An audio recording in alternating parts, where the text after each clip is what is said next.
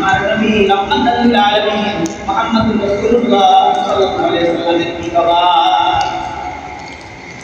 সত্তর জন সাহাবী বললেন, হে আল্লাহর নবীর সাহাবা রাদিয়াল্লাহু তাআলা হে মহিলা,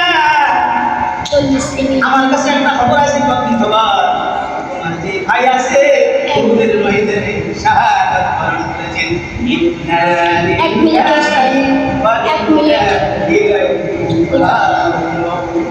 আমরা এক মিনিট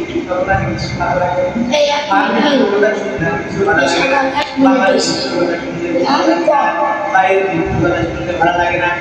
একে একে নিজের পরিবারের সাইজ খবর শুনলে শহীদের কথা আর মনে কোনো কষ্ট না, আর মনের কষ্ট বেদনা নবী মুহাম্মদ সাল্লাল্লাহু আলাইহি ওয়াসাল্লাম কেমন আছে, মোহাম্মদ কাকে বলে। এবার চতুর্থবার উঠলেন সাওয়ারের পিঠে, ওই সাওয়ারের পিঠে উঠিয়া ওই মহিলা রওনা দিবে। যাইতে দেখে নবীজি সাল্লাল্লাহু আলাইহি ওয়াসাল্লাম দাঁড়িয়ে রয়েছেন, আর যে সাহাবীগুলা শাহাদাত বরণ করেছেন তার লাশগুলো নবীর সামনে আনতেছেন। আর নিজের স্বামীর দিকে না তাকাইয়া, ছেলের লাশের দিকে না তাকাইয়া, ভাইয়ের লাশের দিকে না তাকাইয়া, নিজের পিতার লাশের দিকে না তাকাইয়া, নবীর চেহারার দিকে তাকাইয়া ওই মহিলা চোখের পানি বালাইয়া তারা সিয়া বলেন আলহামদুলিল্লাহ। মোহাম্মদ কাকে বলে? নবীজিকে দেখে প্রথম অবস্থায় আমার প্রশ্ন আমি আসি একটা ছেলে এসেছি বাস করে তো এই বাস করার পরে সে একটু হাসি শেখাতে আনন্দের মাঝেও একটা ভালোবাসা নবীজিকে দেখে তিনি মুস্কি হাসি দিলেন। তিনি মুস্কি হাসি দিলেন, মুস্কি হাসি দিয়া রাসূল আরবি সাল্লাল্লাহু আলাইহি ওয়াসাল্লামকে দেখে তিনি আনন্দিত হয়ে গেলেন। এটাই হলো এমন মহব্বত যদি আমার আর আপনার অন্তরের ভিতরে থাকে তাহলে রাসূল সাল্লাল্লাহু আলাইহি ওয়াসাল্লাম বলেন, এমন মহব্বত যদি তোমাদের অন্তরে থাকে আমি রাসূল তোমাদেরকে আমার অনুসারী সুযোগ দিলাম, আর তোমাদের ঠিকানা হবে আমি নবী মুহাম্মদ রাসূলুল্লাহ সাল্লাল্লাহু আলাইহি ওয়াসাল্লামের। সুতরাং বন্ধুরা আমার নবী সাল্লাল্লাহু আলাইহি ওয়াসাল্লাম এই রবিউল আউয়াল মাসে এই পৃথিবীর জমিনে তিনি ভ্রমণ করেছেন রহমত নিয়ে। তাই আমাদের সকলকে রাসূলের সাথে সুসম্পর্ক রাখতে হবে। রাসূল কিভাবে হাঁটতেন, রাসূল কিভাবে কথা বলতেন, রাসূল কিভাবে ব্যবসা করতেন, রাসূল সাল্লাল্লাহু আলাইহি ওয়াসাল্লাম কিভাবে দিনকে মহব্বত করতেন, রাসূল সাল্লাল্লাহু আলাইহি ওয়াসাল্লাম তার সাংসারিক জীবনটা কিভাবে পরিচালনা করতেন, রাসূলের জীবনে কোনো ব্যক্তি কোনো কিছুর জন্য পরামর্শের জন্য আসলে কিভাবে তিনি তাদেরকে বিদায় দিতেন, এই যদি আমাদের ভিতরে যদি আদর্শ থাকে তাহলে আমরা রাসূল সাল্লাল্লাহু আলাইহি ওয়াসাল্লামের পূর্ণ একজন উম্মত হতে পারবো। আর এই পূর্ণ উম্মতের জন্য আল্লাহ তাআলা রেখেছেন জান্নাত। রাসূল সাল্লাল্লাহু আলাইহি ওয়াসাল্লাম বলেন, আমার রাসূলের উম্মতরা, আমি রাসূলের একটা সুন্নাত কি, আপনি মানুষের সাথে মুসলিম হাসি দিয়ে আপনার মায়ের সাথে আপনি মুসলিম হাসি দিয়ে কথা বলবেন, আপনার স্ত্রীর সাথে মুসলিম হাসি দিয়ে কথা বলবেন। আপনার কাছে একটা ব্যক্তি আসছে, আপনার ঘরে কিছু নাই, আপনার কাছে কিছু একটা দাওয়াত নামা নিয়ে আসবেন যে আমার মেয়েটার তো বিবাহ, এখন আমার থাকার আপনার ঘরে দেখতেছেন আপনি কিছু নাই, আপনার ঘরে আতর আছে। আপনি রাসূলের ওই সুন্নত হিসেবে যদি রাসূলের ওই সুন্নতটাকে ধরো আমার কাছে আতর আছে, এই আতরটা তুমি তোমার প্রতিবেশী যারা আসবে, পরপক্ষ থেকে যারা আসবে তাদের গায়ের মধ্যে রাসূলের সুন্নত হিসেবে লাগিয়ে দিও। আল্লাহ নবী সাল্লাল্লাহু আলাইহি ওয়াসাল্লামের নিকটে একজন মহিলা সাহাবা রাদিয়াল্লাহু তাআলা আনহা সন্তান ছেলে আসলেন, আসিয়া রাসূল সাল্লাল্লাহু আলাইহি ওয়াসাল্লাম বললেন, ইয়া রাসূলুল্লাহ, ইয়া হাবিবাল্লাহ, আমার স্বামী যুদ্ধের ময়দানে শহীদ হয়ে গেলেন, আমার একটা মেয়ে আছে, ওর বিবাহ বস্তুর জন্য কথাবার্তা চলতেছে। ইয়া রাসূলুল্লাহ, আমি আপনার কাছে কোনো কিছু জন্য আসি নাই, আমি এসেছি আপনার থেকে একটু দোয়া নেওয়ার জন্য। কি নেওয়ার জন্য আসলাম? আমি আপনার থেকে দোয়া নেওয়ার জন্য আসলাম। দোয়াটা কি?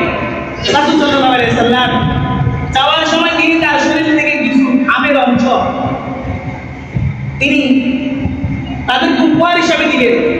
এই আতরগুলো আমার শরীরের ঘামগুলো তোমার পরিজনের শরীরের মধ্যে লাগবে।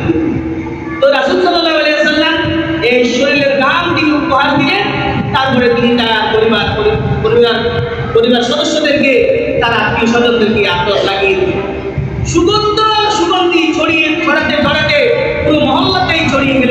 তারপরে ওই বাড়ির নাম করণ করা হলো সুগন্ধিযুক্ত বাড়ি। তিবিয়ানিল আইন তার বাড়ির নাম করা হলো। রাসূল সাল্লাল্লাহু আলাইহি ওয়াসাল্লামের এই পূর্ণ আদর্শে যদি আমরা আদর্শিত হতে পারি, আমাদের বরকত পাবেন, আমাদের কল্যাণ হবে, আখিরাতের জিন্দেগি আমাদের সফল হবে। আসুন বন্ধুগণ, আমরা রাসূল সাল্লাল্লাহু আলাইহি ওয়াসাল্লামকে আমাদের জীবনের ভালোবাসা পাওয়ার জন্য, ভালোবাসার যে মাধ্যম দায়ী হয়ে থাকে, আমার কাছে যদি সর্বোচ্চ ভালোবাসা পাওয়ার কোনো অধিকার রাখে, তিনি বলেন নবী মুহাম্মদ রাসূলুল্লাহ সাল্লাল্লাহু আলাইহি ওয়াসাল্লাম। আপনার সামনে যদি কোনো ব্যক্তি বিরুদ্ধে কথা বলে, প্রথমে তাকে সালিম আসে। যদিও আমি নামাজ না পড়ি, কিন্তু আমার রাসূলের প্রতি আমার মহব্বত আছে। আমার রাসূল ছাড়া আমার করার জগতে আমার মুক্তির কোনো ফয়সালা নাই। আমি রাসূল সাল্লাল্লাহু আলাইহি ওয়াসাল্লাম এই রাসূল সাল্লাল্লাহু আলাইহি ওয়াসাল্লামের মাধ্যমে আমরা পরলোক পাবো। রাসূলের সাথে যদি মহব্বত না থাকে, আমার নামাজ আমার কাজে আসবে না, আমার হজ করা আমার কাজে আসবে না, আমার উমরা করা কাজে আসবে না, মাসুল ইবাদত আমার কাজে আসবে না। আমার কাজে আসার মাধ্যম একজনের কি বলেন নবী মুহাম্মদ রাসূলুল্লাহ সাল্লাল্লাহু আলাইহি ওয়াসাল্লাম। রাসূল সাল্লাল্লাহু আলাইহি ওয়াসাল্লামের সাথে যদি আপনি সাল্লাল্লাহু আলাইহি ওয়াসাল্লাম থেকে সাল্লাল্লাহু আলাইহি ওয়াসাল্লাম বললেন, আপনার সর্বপ্রথম যে ফায়দাটা দিবেন, আপনাকে আল্লাহ তাআলা 10টা নেকি দান। কয়টা নেকি দান করবে? 10টা নেকি। শুধু সাল্লাল্লাহু আলাইহি ওয়াসাল্লাম কইবেন, আপনি 10টা নেকি। 10টা আল্লাহর পক্ষ থেকে রহমত পেলেন। 10টা গুনাহ আপনার খণ্ডন করা হলো, 10টা গুনাহ আল্লাহ তাআলা আপনার মাফ করবেন। তো এই জন্য আমরা রাসূল সাল্লাল্লাহু আলাইহি ওয়াসাল্লামের সাথে বেশি বেশি কি করব? দরুদ পড়ব। তো আপনাদের জন্য সুবর্ণ একটা সুযোগ পেয়েছি। রাসূল সাল্লাল্লাহু আলাইহি ওয়াসাল্লাম রহমতের নবী, এই নবীর মহব্বতে আল্লাহ তাআলা আমাদেরকে অনেক সুযোগ দিয়েছেন।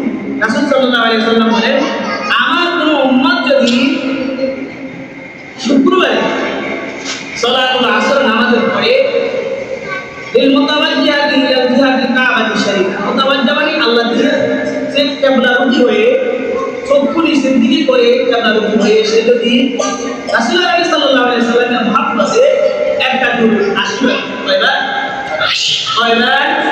80বার পরে আল্লাহ তাআলা আমার উম্মতের 80 বছরের গুনাহকে মাফ করে দিবেন। কত বছরের গুনাহ মাফ করে দিবেন? 80 বছর। দরুদ শরীফ লিখেছেন, আল্লাহুম্মা সাল্লি আলা মুহাম্মাদিন নাবিয়্যিল উম্মি ওয়া আলা আলিহি ওয়া আসহাবিহি ওয়া বারাকা ওয়া সাল্লিম তাসলিমা। আল্লাহ নবী সাল্লাল্লাহু আলাইহি ওয়াসাল্লাম বলেন, যাদের জন্য জাহান্নাম নির্বাচিত হয়ে গেছে, কিন্তু তার হায়াতের জিন্দেগিতে হায়াত শেষ হয়ে যাবে তার এক শুক্রবার আগে, হ্যাঁ, প্রতি শুক্রবার পতিত হওয়ার পরে রাসূলের মহব্বতে, আমার নবীর মহব্বতে যদি ইখলাসের সাথে মহব্বতের সাথে যদি 80 বার এই দরুদ শরীফ পড়ে, আল্লাহ তাআলা আমার উম্মতের 80 বছরের গুনাহ মাফ করে দিবে।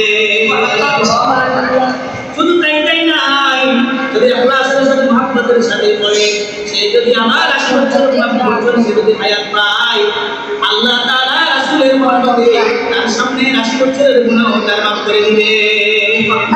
নবী সাল্লাল্লাহু আলাইহি ওয়াসাল্লাম বলেন, মান ক্বালা লা ইলাহা ইল্লাল্লাহ দাখালাল জান্নাহ।